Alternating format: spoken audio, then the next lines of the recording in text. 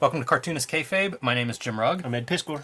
We're going to look at the Wrong Trousers storyboard collection from Wallace and Gromit and Nick Park, Aardman Animation. Before we crack this thing open, want to invite everybody to like, follow, and subscribe to the Cartoonist Kayfabe YouTube channel if you haven't done so already.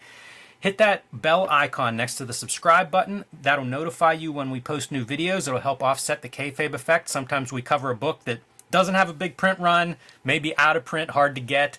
If you're the first one notified, you'll be the first one to track down the few remaining copies that are out there at a reasonable price. We've seen prices skyrocket through the day, and we've seen books disappear in one day. So hit that notification button, be the first one in line to track down the books that you want that you see on Cartoonist Kayfabe, and let our videos play through to the end. That allows YouTube's algorithm to share them with other comics fans that have not found Cartoonist Kayfabe yet. It's how we grow the channel. 60,000 plus and growing on our quest for 6 million. We thank you for your help on that. So, without further ado, Wallace and Gromit, Wrong Trousers Storyboard Collection. We've looked at storyboards in the past, Ed. I always mean to include this and I forget it.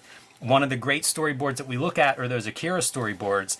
And part of what makes them great is having a Tomo do the actual storyboards. In this case, we have Nick Park doing the storyboards, the genius behind Aardman Animation. So you get to see kind of his artistic hand in the entire developmental process.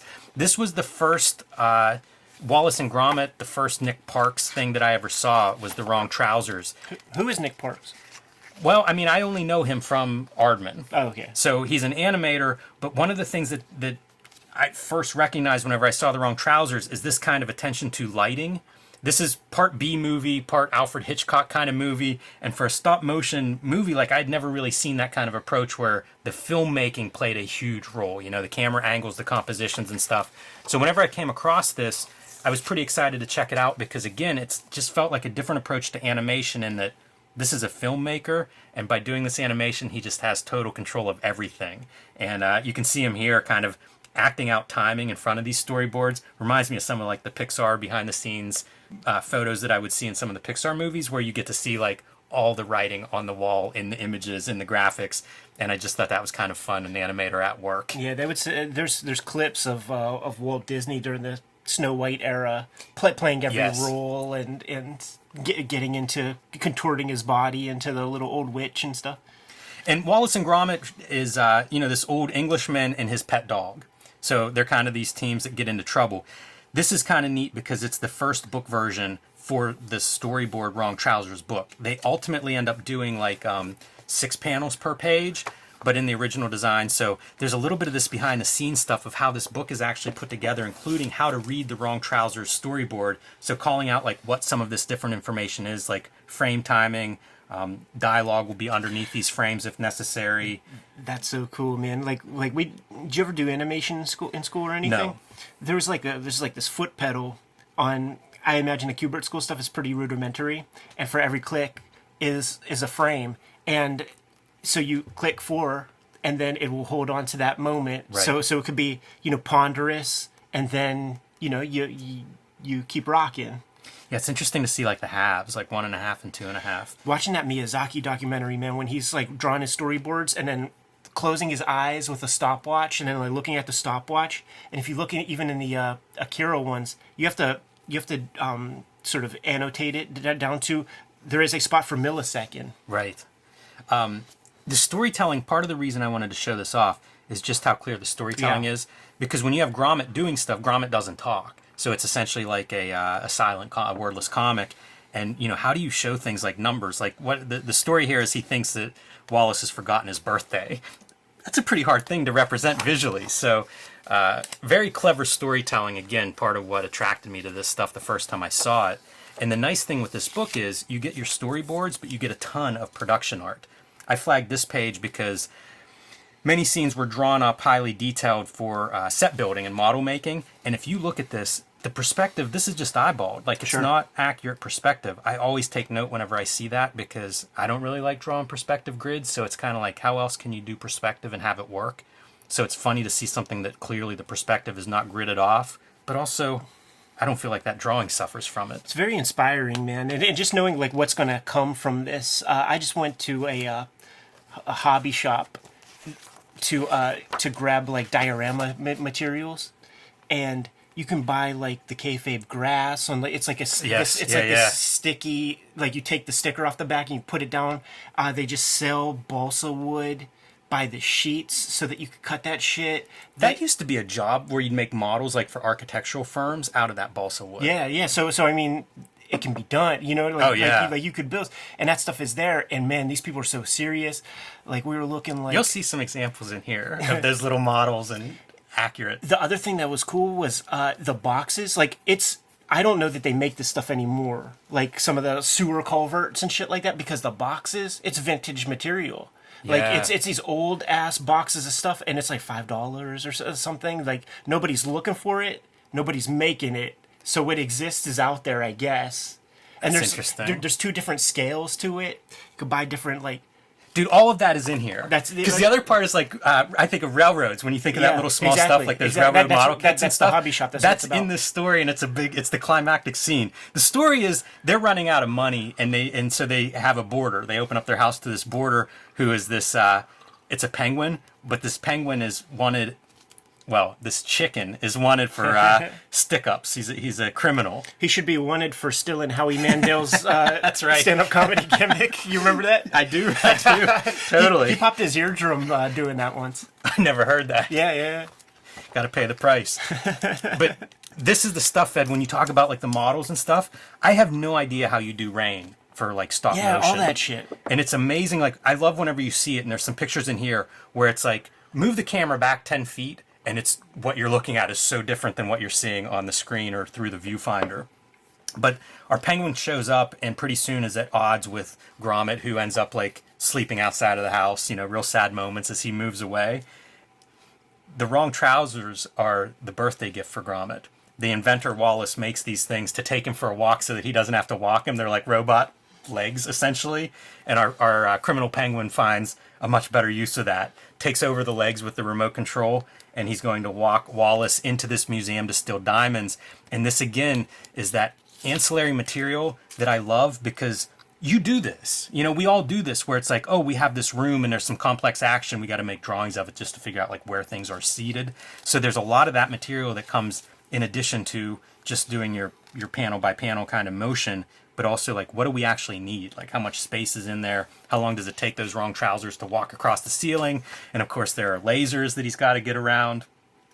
It's amazing. All that stuff. How do you do it? It's such detailed artwork too. And he talks early on about how like drawing comics was one of the things that he originally wanted to do. I feel like you see that in this storytelling. It's very pure storytelling, man. It really is. A lot of the best comics that former cartoonists make is in the storyboard stage. Like I think of like Stephen Platt. We looked at some of his stuff and incomprehensible comic pages, but I've seen his like Iron Man storyboards. Totally readable. Yeah, I think that a lot too with like John Romita Jr. doing layouts for the first 10 years of his career, because like that's the storytelling part. I think that's the closest to like a writer's room would have been Stan Lee's setup early on at Marvel, where it's like if you imagine Kirby's and Ditko's as the writer as co-writers, it's kind of that writer room thing where you have like your showrunner Stan Lee at the end just making sure it all sort of fits under that umbrella, but having these different creative voices. I flagged this because of the perspective of the staircase. For all of my complaining about having to draw perspective, sometimes you need it for these kind of suspense moments, and I feel like that's a pretty good shot of a relatively straightforward drawing. It's a diagram. But a lot of mood. Yeah, it's a diagram. Like it's not real perspective or anything like that, man. But A lot of menace in that shot. Yeah. Getting that scratchy black line does it all. He's There's indicating also, lighting. Yeah, the lighting's a huge part of this. Definitely, if you're watching this at home and you're not familiar with this, it's a short, so 15 minutes of your time that you will not regret. But the lighting is a huge part, and again, all of those are things that can be applied to comics that are applied to most of the comics that I like and try to make. Ed, you were mentioning the models. So this is the big climactic scene, and we'll roll through this. And spoiler alert for anybody that hasn't seen this yet. But there's a train that runs through Wallace's house, through several rooms, and that's where this big chase is going to take place. It's absolutely spectacular to watch. I can't imagine conceiving of it because of the grasp of space that you need to sort of like map this out and have camera angles shifting around and have the train going through rooms and turning and all this different stuff. But we'll kind of walk through and show some of the highlights. Of course, first step is you got to get everybody on the train. So we've got Gromit now falling onto the back of the train and our penguin villain out in front. And you get this kind of stuff. One of the details, this used to be Wallace's dog door, or Gromit's dog door. It gets changed in the course of the story so that it's penguin shaped. I thought he was just hanging up his colostomy bag before bed. Not at all. And, running these tracks as you're going along, another big part. I like that they have this intercut, the book design part, where you get to see, like, what does this actually look like? And you can even see the speed just in that shot, which I don't know how they actually get that part. I don't know how they do any of it, because, like, they call it claymation, but like, that's not clay, right? That's right. That's some sort of but it is that thing of, like, or something? Shot, move everything a tiny bit, shot, move everything a tiny bit. I don't know how you do that whenever it's like, oh, and we're going to have a train that's running at, like, a racing speed while we're making Gromit, one frame at a time animating. Just as an aside, I'm going to recommend everybody go check out Mad God, the feature-length stop motion animated flick that came out like within the past year or two. Transformative. Do you know the other stop motion guy that I think of? Is it Ed Bickford? Oh, I don't know. Bickford's his last name, and there was a documentary on him, and there's a big time lapse of him like doing a scene. He was known for, like, he would stop motion like 50 things in a scene. So, like, he had it on tracks and he would wheel it over and move everything a little bit and then move it back, take the picture, move it back, move everything. And they do a time lapse of that, and it's one of the most hypnotic because the hands just kind of roll through the scene almost like this as he adjusts everything. Right, yeah, I know that kind of stuff. Also, there are amazing, like, iPhone apps for stop motion animation, and all you need is this little claw thing that we have holding our camera right here. Keep it stationary, and I've seen some really cool stop motions coming from, like, people are still doing it on a low-key level. I did one time as like a group art project where a guy was like directing it, and there were, I don't know, 8 of us or something. Each person had a different character that you'd be responsible for moving, and it was really neat to see it once it was like, you'd shot a couple of seconds worth, and then you'd see like the motion on the screen, and it was so it's magic almost watching it. Like, Totally. it feels like whenever you print your comic, Yeah. and you see the pages coming out, or you fold and staple it, and it's like, oh. As a little kid, I did stop motion with Power Ranger toys because they have like lots of articulation, including the transformation of the Megazord. So there are parts where like the stuff is in the air, and you see that I like tied fishing line and just kind of like good. lay it down and then slowly click it in. That's It still awesome. exists on a VHS-C tape my brother has, man. One of those tapes that you put into the Need bigger to convert VHS some tape. of those VHS tapes, Ed. Yeah.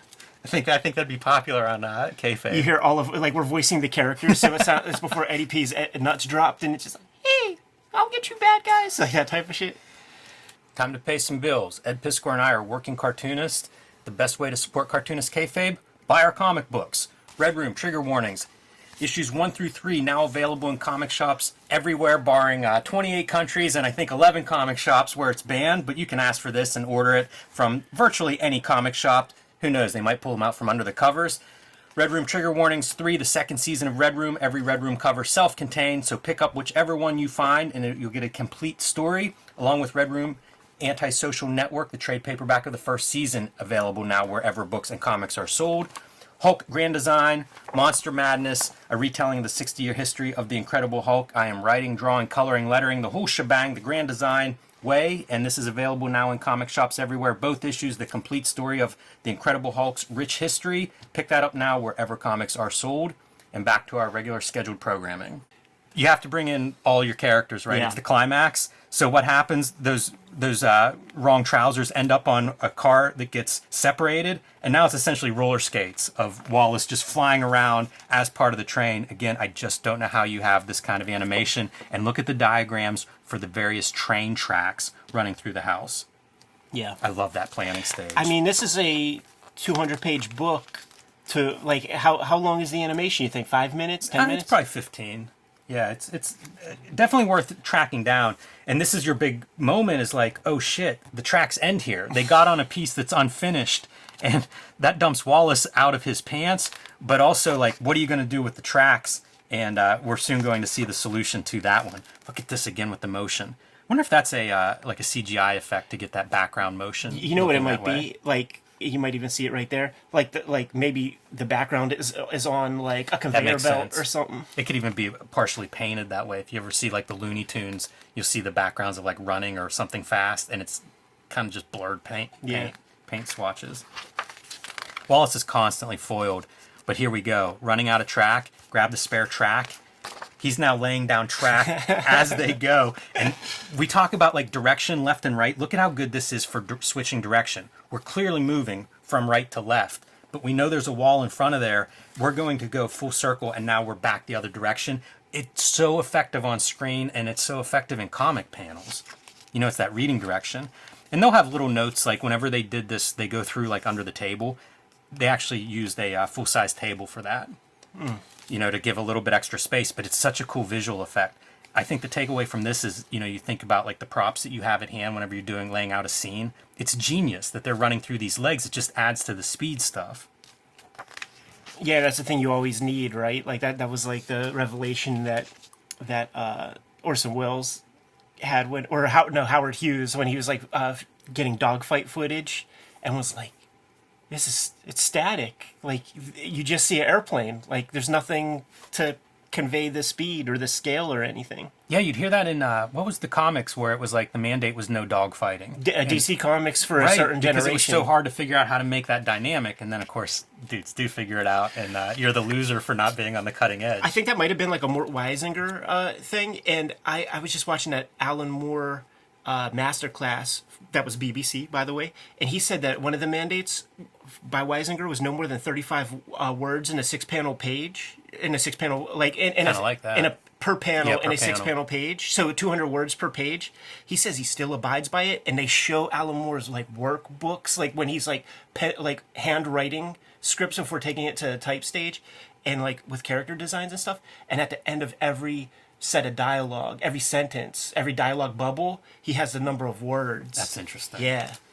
That's a wild rule to because again, like you'd learn that after a certain amount of time, it would just be like almost intuitive of like you're thinking in those numbers of words. Dude, he was like, and this is something that I'm astonished to discover that like people working in comics don't know about to this day. And I'm like, you just called me out, man. You never see that discussed.